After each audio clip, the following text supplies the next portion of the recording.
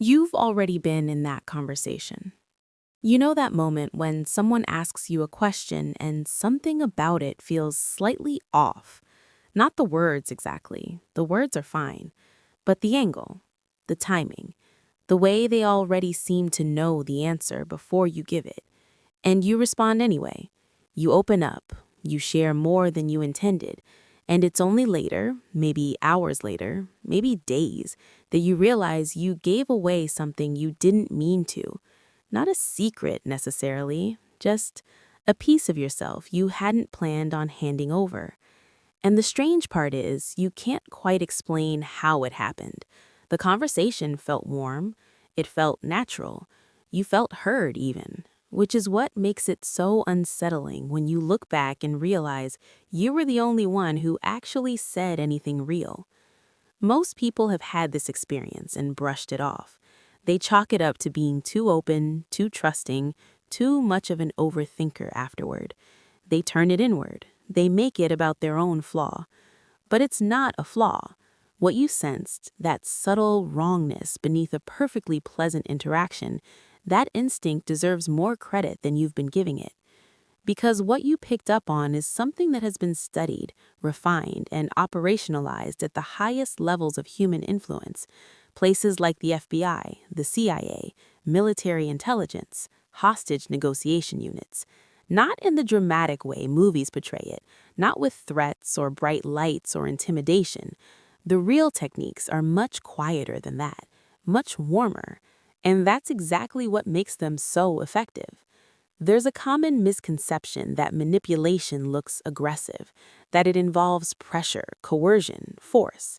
And sometimes it does. But the most sophisticated influence techniques ever developed look nothing like force. They look like understanding.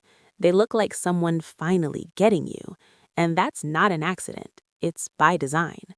When the FBI's Behavioral Analysis Unit trains negotiators, one of the first things they learn is a concept called tactical empathy. Not empathy the way most people understand it, not actually feeling what the other person feels. Tactical empathy means demonstrating that you understand what someone is feeling, accurately and specifically, so that their nervous system begins to relax. Once a person feels understood, their prefrontal cortex, the part of the brain responsible for critical reasoning and self-protection, begins to quiet down. The amygdala, which governs threat detection, softens. The person doesn't just feel safe, they become neurologically less guarded. This is not a theory. It has been demonstrated in neuroimaging studies. When a person perceives that their emotional state has been accurately recognized by another person, their brain literally shifts modes. It moves from defensive processing into affiliative processing, from watch out to this person is with me. And in that window, people share things they wouldn't normally share. They agree to things they might otherwise resist, not because they've been tricked exactly, but because the conditions were created for their own defenses to step aside.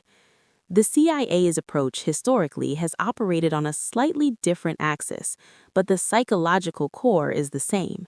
Intelligence officers are trained in what's sometimes called elicitation, the art of extracting information without the other person realizing they've given it. The techniques are deceptively simple. You mirror someone's body language. You offer a small, slightly incorrect version of what you think they know, and let their need to correct you do the work. You share something vulnerable about yourself first, something calculated, so that reciprocity kicks in and they feel compelled to match your openness. You ask the question you actually care about buried inside two questions you don't care about at all, because people remember the first and last thing in a sequence, not the middle. None of this feels like manipulation in the moment. It feels like conversation. It feels like connection. And that's the part most people never talk about clearly enough. Here's what matters about understanding this. Not so you can use it, not so you become suspicious of everyone who is kind to you, but because if you've ever walked away from an interaction feeling vaguely hollowed out, vaguely used, and didn't know why, there is a reason. And the reason isn't that you're naive. The reason is that your nervous system was being spoken to in a language it was already fluent in. If you grew up in an environment where love was conditional, where safety depended on reading the room correctly, where you had to attune to the emotional states of unpredictable people in order to survive, your nervous system was trained early to respond to certain cues: warmth, attentiveness, the feeling that someone is truly focused on you. For a child who rarely experienced that consistently, those cues don't just feel nice, they feel like oxygen. The brain doesn't analyze them, it absorbs them. And so when someone later in life, whether intentionally or not, mirrors your emotional state with precision, offers you that rare experience of feeling fully seen, your system doesn't raise a flag. It opens a door, a very old door, one that was built in childhood, not for manipulation, but for survival. You learn to bond quickly with anyone who signaled safety because at one point your well-being depended on it. This doesn't make you weak. It makes you someone whose early environment required a particular form of intelligence, the ability to detect and respond to relational cues faster than most people even notice them. That's a skill, a profound one. But like any adaptation shaped under pressure, it has a cost. The same sensitivity that helps you read a room in seconds also makes you more susceptible to someone who knows how to set the room up for you. And this is the part that rarely gets said plainly enough. The techniques used by intelligence agencies work not because they're exotic or because the people who fall for them are foolish. They work because they exploit the most fundamental human need there is, the need to be understood. Every single method, from tactical empathy to elicitation to strategic self-disclosure, is built on the same psychological foundation. People will move toward anyone who makes them feel genuinely recognized, not flattered, not praised, recognized. There is a difference, and your nervous system knows it even when your conscious mind doesn't. Research from the field of social neuroscience, particularly work by Matthew Lieberman at UCLA, has shown that social connection and social pain are processed in the same brain regions as physical experience. Being excluded activates the same neural circuits as being physically struck. Being deeply understood activates reward pathways similar to those triggered by food or warmth when you're deprived of them. This means the pull you feel towards someone who seems to truly get you is not a choice. It's a biological event, and anyone trained to produce that event on command has an extraordinary advantage, not because they're smarter than you, but because they're working with the deepest architecture of your brain. There's a paradox here that deserves a moment. The people most likely to detect these techniques are often the same people most vulnerable to them. If you're highly empathic, if you're someone who pays close attention to tone, to microexpressions, to what's not being said, you're more likely to notice when something feels off in a conversation. But you're also more likely to override that feeling, because your empathy gives the other person the benefit of the doubt. You imagine their good intentions, you feel what they seem to be feeling, and assume it's genuine. Your greatest perceptual gift becomes the exact corridor through which influence walks in. This isn't a flaw to fix, it's a tension to hold. Understanding these dynamics doesn't mean becoming cynical. It doesn't mean every warm conversation is a chess game.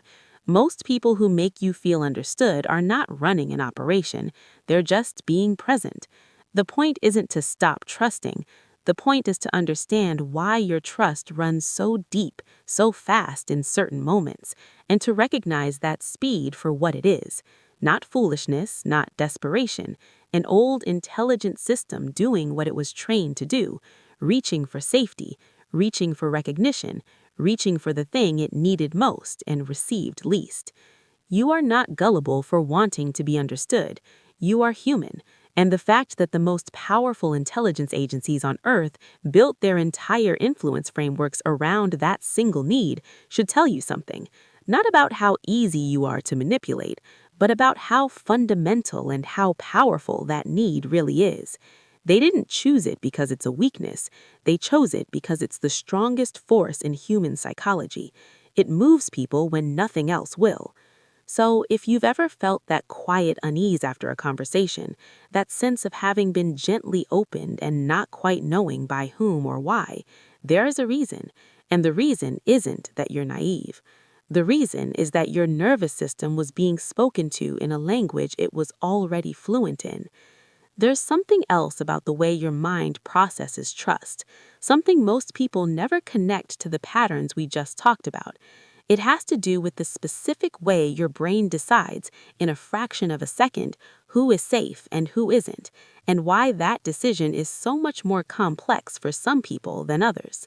If what you just heard felt like something you've carried quietly for a long time, that thread goes deeper than you might expect.